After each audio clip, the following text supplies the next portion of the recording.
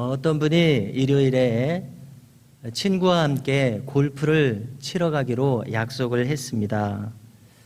자, 그런데 그 친구가 약속한 시간보다 한 30분이나 늦게 도착하는 겁니다. 그래서 다른 친구는 화가 나서 말하게 되는데요. 아니, 왜 이렇게 늦은 건가? 자, 그러자 늦은 친구가 설명을 합니다. 실은 말일세, 내가 이 주일 예배를 빠지고서 골프를 치러 간다는 게 너무나 부담이 되었네. 그래서 동전을 던져가지고 앞면이 나오면은 교회를 가고 뒷면이 나오면은 골프를 치기로 하지 않았나. 그래서 다른 친구가 맞받아서 이야기하기를 그러면 결국은 뒷면이 나온 모양일세 합니다. 그러자 친구가 아니네. 계속해서 앞면이 나오길래 뒷면이 나올 때까지 던졌지. 이렇게 대답을 했다는 것입니다. 어지간히 골프가 몹시도 치고 싶었던 모양입니다. 하나의 우스갯소리 같습니다마는 늘 우리는 나의 이 신앙과 또 삶 속에서 갈등을 가지기 마련입니다. 분명히 우리는 예배가 우선인 줄을 잘 알고 있습니다마는 취미나 아니면 또 일거리 혹은 다른 관심사들을 우선하려는 충동을 우리가 늘 받는 것 같습니다.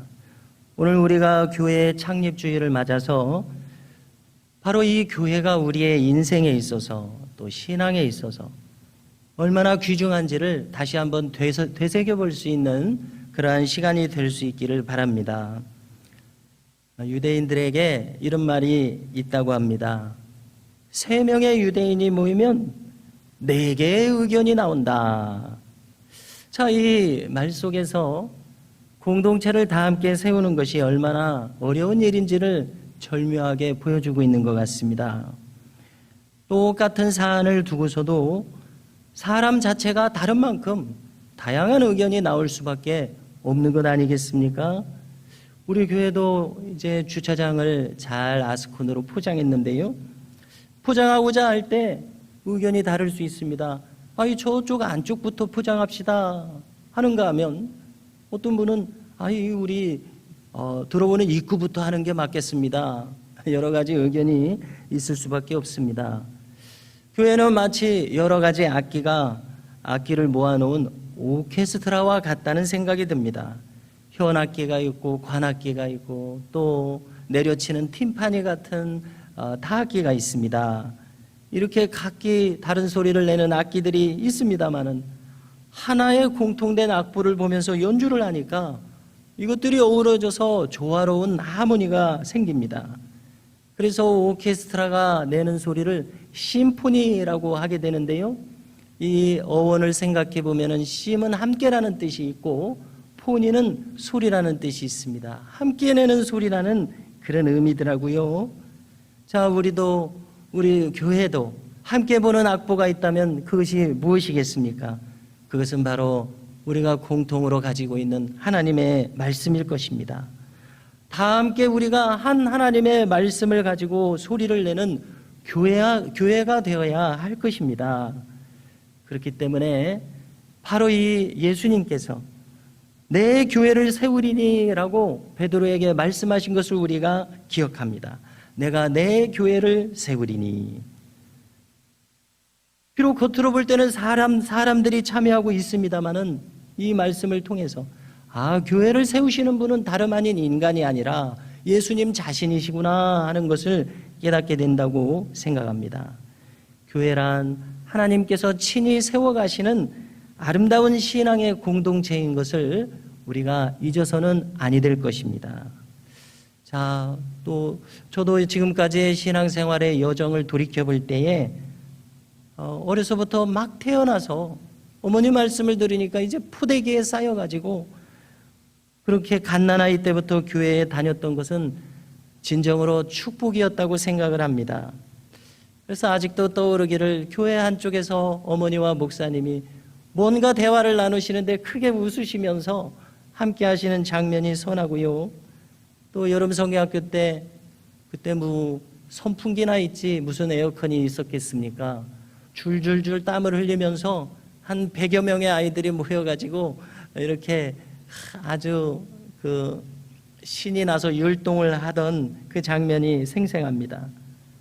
교회 마당에서 한 번은 처음으로 성경학교를 등록하면서 이름표를 목에 이렇게 걸어주시는 그 교회학교 선생님들, 그 순간 참 많이도 마음이 설레었던 것이 아직도 기억나고요.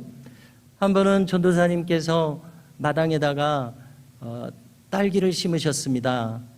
그래서 이제 계속 다니는 중에 파릇파릇 이렇게 쭉 자라더니 연두색 열매가 이렇게 생겨요. 그리고 좀 더 지나니까 빨간색 딸기 열매가 맺혀서 그 참 예쁘다 하는 마음이 들었었습니다. 아직도 생각이 납니다. 그래서 지금에 와서 생각을 해보면은 제가 속했던 어린 시절의 이 교회는 단순한 건물이 아니었습니다. 사랑이 있었고 기쁨이 있었고 돌봄과 섬김으로 가득 찬 공동체였구나 하는 것이 깨달아집니다. 함께 웃습니다. 함께 가르치고 배웁니다. 함께 기도하고 위해주던 그 사랑의 공동체, 이것이 바로 저도 모르는 사이에 어려서부터 저의 신앙의 뿌리가 되었겠구나 하는 생각을 가집니다. 그래서 어려서부터 저의 내리에 새겨진 그 장면들이 지금도 회상해 보면 여전히 저의 마음을 풍요롭고 따뜻하게 해주고 있습니다. 그래서 여기서 깨닫는 바가 있는데요, 한 영혼에게 있어서 만일 어려서부터의 교회에서의 아름다운 추억을 회상할 수 있는 그러한 경험을 그가 가지고 있다면 그 사람은 결코 교회의 사랑을 잊지 못하기에 교회를 떠난다는 것은 상상도 할 수 없는 그러한 존재가 될 것이다, 이렇게 생각합니다. 그러기에 우리가 오늘 함께 읽으신 사도행전 2장 42절부터의 말씀은 바로 이러한 교회의 본질과 모습, 그리고 주님께서 친히 세우시는 교회 공동체의 모습을 생생하게 보여주고 있다고 생각합니다. 그래서 우리 교회도 저 초대교회의 이 귀중한 본을 따라서 말씀 안에서 하나가 되고 또 서로를 존귀히 여길 수 있고 또 사랑하기까지 하며 함께 기도하고 또 오늘과 같이 함께 성찬의 떡을 나누는 신앙 공동체가 될 수 있기를 소망합니다. 이제 읽으신 오늘 말씀을 조금 더 살펴보겠습니다. 41절 2절 말씀부터 주목하면요, 첫째로 사도들의 가르침을 받았다고 합니다. 그야말로 초대교회는 말씀의 공동체였음을 알 수 있습니다. 사도들의 가르침을 따라서 세워져 갔습니다. 그러므로 교회의 기초는 무엇인가 할 때에 바로 하나님의 말씀이 그 바탕에 있어야 함을 알 수 있습니다. 그런가 하면은 이 초대교회의 모습은 서로 교제하는 모임이었습니다. 그런데 그들의 만나는 이 교제의 모든 광경을 보면 단순한 만남이 아니라 영적으로 연합하여 하나 되는 모임이었습니다. 더 나아가서 놀라운 것은 마음을 나눌 뿐만이 아니라 물질도 나눌 수 있는, 오늘 본문을 보면은 거의 공동생활에 가까운 그런 공동체였습니다. 그야말로 교회의 본질을 보여주는 대목이라고 생각하는데요, 교회는 바로 함께 짐을 나누는 그러한 인정 어린 공동체라는 이 사실입니다. 다음으로 그들은 떡을 떼었습니다. 이것은 단순히 함께 식사했다는 의미를 넘어서서 오늘날의 성찬식을 가리키고 있습니다. 예수님께서 늘 이것을 행해서 나를 기념하라고 하신 그대로 했던 것입니다. 즉 교회는 예수님의 희생을 늘 기억하고 함께하는 십자가의 공동체였음을 알 수 있습니다. 여기에다가 그들은 또 기도하기를 힘쓰는 일을 빠뜨리지 않았습니다. 자, 성도의 정체성에 대해서 일전에 논할 때요, 성도는 기도하는 사람이다, 이런 이야기를 한번 나눴었고요. 또 교회란 무엇인가 할 때에 주님의 말씀처럼 내 집은 만민의 기도하는 집이라, 기도하는 곳이 교회임을 알 수 있습니다. 즉 기도의 불꽃이 꺼지지 않는 교회, 과연 우리가 늘 추구해야 할 교회상이라고 생각합니다. 또 43절을 보니까 사람마다 두려워했다고 합니다. 이것은 근거 없는 두려움이 아니라 하나님을 향한 두려움을 가리키는 것 아니겠습니까? 하나님을 경외하는 사람들입니다. 또 이어지는 47절을 보니까 온 백성들에게 칭송을 받았다고 합니다. 즉 하나님을 향한 경외의 마음을 가진 사람들이 사회 속에서도 신뢰를 받는 모양새였습니다. 그러므로 진정한 교회는 사회 속에서도 빛으로서 자리매김하고 선하고 바른 길을 가는 분들이라는 인정을 받게 된다는 이 점입니다. 마지막으로 47절을 보니까 주께서 구원받는 사람을 날마다 더하게 하시니라 이렇게 말씀하여 주십니다. 그래서 다시 한번 여기서도 깨닫게 되는 것은 교회를 세우게 되는 일은 사람들이 모여서 하는 것 같습니다만은 결국은 주께서 더하게 하셔야 가능한 일임을 알 수 있습니다. 교회를 세우시는 주인은 하나님 자신임을 알게 됩니다.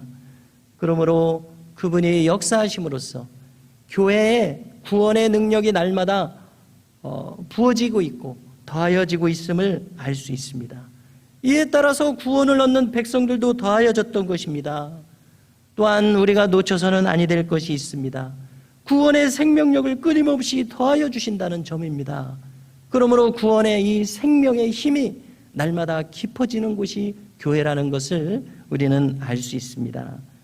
이 점을 다시 한번 생각해 본다면요, 하나님의 역사하심은 단지 외적인 물량에 있어서 더해질 뿐만이 아니라 내적인 깊이에서도 더해지도록 역사하신다는 것을, 은혜를 베푸신다는 것을 우리가 알게 된다는 점입니다. 제가 이 20대에 들어서서 참 나이 어린 신학생으로서 장차 이 목회를 향한 꿈을 몹시 꾸게 되었습니다. 참 절실한 마음을 주시더라고요. 그래서 신앙과 목회에 대한 것이면 그것이 책이든 강연이든 수업이든 아주 스폰지처럼 흡수하려는 그러한 마음으로 지내던 그 열심 있는 시기를 보내었습니다. 그때 제가 접하였던 내용을 지금까지 기억하고 있는데요, 그 내용을 한 가지 나누고자 합니다. 그것은 어느 책인지 잊어버렸습니다. 그 책에서 읽은 내용인데요, 어떤 한 일본인 목사의 목회에 대한 일화였습니다. 이 목사님이 목회하시는 곳은 일본의 어느 한 시골 교회였습니다. 이름 모를 이 일본인 담임 목사님은 일평생 한 교회에서 그리 많다고 할 수 없는 시골 교회의 성도님들과 함께 신앙생활을 쭉 해왔습니다. 그래서 지긋한 연령의 이 목사님, 머리가 희끗한 이 목사님과 성도님들은 삶의 모든 형편을 공유하고 있습니다. 서로 간의 깊은 이해 속에서 신앙생활을 해나가는 그런 모습이 그려집니다. 그 중에서 한 부인 성도님에 대한 묘사가 이어지는데요, 이 목사님은 그 부인에 대해서 그 가정과 자녀들 또 삶의 모든 우여곡절을 함께 해왔기에 지나치면서 눈을 마주치게 되면은 이미 그분의 삶에 대해서, 신앙에 대해서, 또 기도해 오신 바에 대해서 깊이 알고 있기에 그저 마주칠 때 말없이 고개를 끄덕이며 이렇게 혹 무덤덤한 표정으로 보이는 그러한 말없는 표정으로 이렇게 지나치는 모습을 묘사하는 겁니다. 바로 이 장면이었습니다. 이심전심의 서로 간의 관계 말입니다. 굳이 멈춰서 대화를 나누지 않아도 서로 잘 아는 이러한 관계, 여기에 인상이 깊었습니다. 저는 이 대목을 읽으면서 더 이상 읽지 못하고 한참을 멈춰섰습니다. 그리고 자연스럽게 저의 마음에서 일어나는 것은 나도 장차 이러한 목사님이 되어야겠다, 이러한 목회를 이어가는 그러한 목회자, 이러한 교회를 세워가는 데 힘쓰는 그러한 길을 가야겠다라고 생각하면서 깊이 감동한 경험이 있습니다. 성도 여러분, 외적인 물량에 있어서 교회의 규모가 커진다면 누가 이를 마다하겠습니까? 그러나 우리는 교회의 본질을 잊어서는 아니 될 텐데요, 외적인 크기보다도 더 중요한 것이 있으니 그것은 내적인 충실함과 깊이일 것입니다. 만일 조금 전의 이야기처럼 얼굴을 보고 눈빛만 마주쳐도 이심전심의 깊은 이해를 가지고, 그래서 이해를 가진다면 얼마나 좋은 그런 관계와 교회이겠습니까? 그래서 주께서 무언가를 더 하시는 교회를 우리가 소망한다면 바로 이러한 교회를 꿈꿔야 하지 않겠나 이리 생각합니다. 또 다른 이야기를 나누고자 하는데요, 신대원 시절에 늘 존경하며 제가 늘 사숙하고 있는 이 곽선희 목사님께서 구원과 치유라는 과목의 강의를 하셨습니다. 그때 들었던 한 일화를 온 교우들과 나누고 싶은 생각이 늘 있었는데요, 이러한 내용입니다. 한 번은 많은 부목사님들이 계셨는데 한 목사님의 이야기입니다. 그만 이 부목사님이 부부싸움을 크게 하게 된 것입니다. 그래서 사모님이 목사님에게 한 대 얻어맞아서 눈이 시퍼렇게 멍이 들었습니다. 그런데 이 사모님이 가만히 계시지 않고 사방팔방으로 다니면서 교인들에게 이 사실을 전도하시는 거예요. 그래서 이것을 이제 모두가 알게 되었는데요, 목사님도 알게 되셔서 그 부목사님을 대면하게 되었습니다. 그래서 아니 이거 어떻게 된 일인가 물으니까 대답을 하시기를, 목사님 제가 사임하겠습니다, 죄송합니다 하더랍니다. 그래서 여기에다 대고 목사님이 하시는 말씀이, 아니네, 이렇게 자네가 사임하고 나면은 이것으로 자네의 목회는 끝이 아니겠는가, 더 이상 자네는 어디 가서 목회를 할 수가 없게 될 것일세, 이렇게 하세, 당분간 사모님과 함께 쇼를 좀 하세. 그래서 사모님과 함께 팔짱을 끼고 맛있는 것도 먹으러 다니고 또 영화도 보러 다니고 좋은 데 구경도 가고 이렇게 교인들 앞에 이런 모습을 좀 보이게 라고 이야기를 하셨다는 겁니다. 그래서 그 후로 이대로 목사님이 한 3년간 이렇게 하셨다는 겁니다.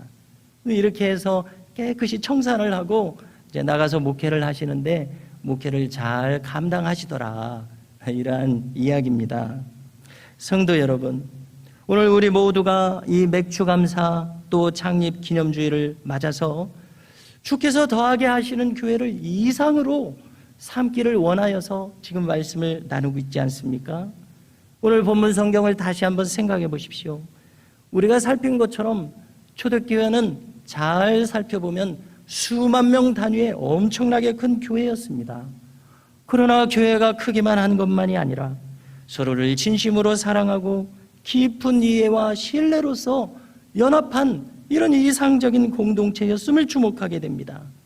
저 일본의 시골교회 한 무명 목사님처럼 이심전심에 말없어도 깊은 이해를 가지는 이러한 관계로 나아간다면 이러한 깊이야말로 참된 교회의 성장이 아니겠는가, 주께서 더하시는 은총이 아니겠는가, 이렇게 생각하게 됩니다.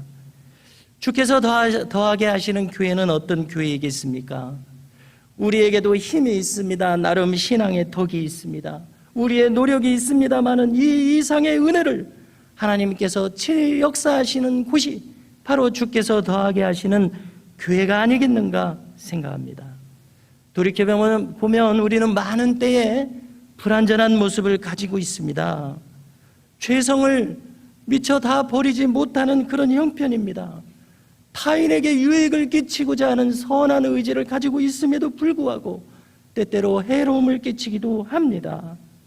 조금 전에 어느 부목사님의 이 일화처럼 실수와 허물이 있어도 용서와 치유로서 한 영혼에게 다시금 기회를 줌으로써 세워지는 이 은혜의 공동체가 된다면 이것이야말로 주께서 역사하시도록 우리에게 무엇인가 더 더하여 주시도록 주께 자리를 내어드리는 겸손한 교회가 되리라 생각됩니다. 성도 여러분, 이 창립주의를 맞아서 지금 오늘의 이 우리의 교회를 세우는 일에 우리 모두는 각자의 자리에서 부름을 받고 있다고 생각을 합니다.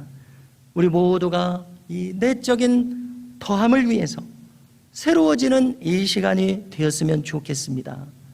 교회가 외적으로 성장한다면 누구나 놀라며 주목하는데 그치겠지만 내적으로 깊이를 더하는 교회라면 누구나 고개를 끄덕이며 나 자신도 그 은혜를 사모하게 될 것입니다. 그러므로 바라기는 내가 있는 바로 이 자리에서 사랑으로, 용서로, 또 겸손으로, 섬김으로써 교회를 세우는 일에 힘쓰는 우리 모두가 되실 수 있기를 주님의 이름으로 축복합니다.